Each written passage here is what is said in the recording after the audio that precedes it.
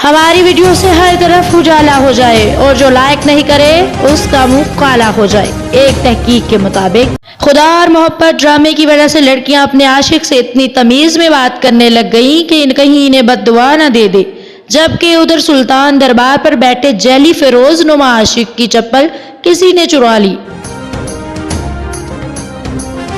लड़कियों के चक्कर में मत पड़ो दोस्तों, क्योंकि ये आती हैं हीर की तरह, लगती हैं खीर की तरह, चुभती हैं तीर की तरह, आखिर में हालात कर देती हैं फकीर की तरह। यूनिवर्सिटी का बाबू दरवेशी पर उतर आया। अगर मुल्तानी मिट्टी सच में रंग गोरा करती तो मुल्तान वाले आज सारे अंग्रेज होते। मोहल्ले की औरतों की लड़ाई जिसकी कोई ना दे सका सफाई, कौन करेगा इसकी गवाही। मोहल्ले में अगर औरतों की लड़ाई हो जाए तो 2-3 औरतें ऐसी भी होती हैं जो बैकग्राउंड में आवाज दे रही होती हैं, आहो नहीं आहो। दुल्हन को तकरीब में सबसे आखिर में इसलिए लाया जाता है क्योंकि गेम में सबसे बड़ी बला एंड पर आती है। औरतों को वैसे अल्लाह याद आए या ना आए, गाड़ी को अचानक से ब्रेक लगते ही कहती हैं बिस्मिल्लाह।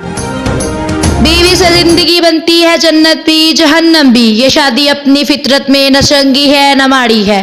कत्ल साबित करने के लिए एक गवाह का होना जरूरी है, जबकि शादी के लिए 4 गवाहों का होना जरूरी है। इसी बात से अंदाजा लगा ले कि कौन सा जुर्म कितना संगीन है।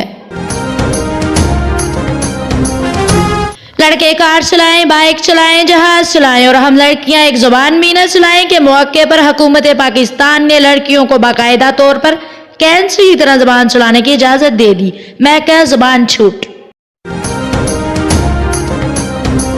हर चीज का दावेदार इश्क नहीं हुआ करता। ये जो तेरे होंठों पे उदासी है, आंखों में नमी है, बकरी का दूध पियो, तुझे कैल्शियम की कमी है।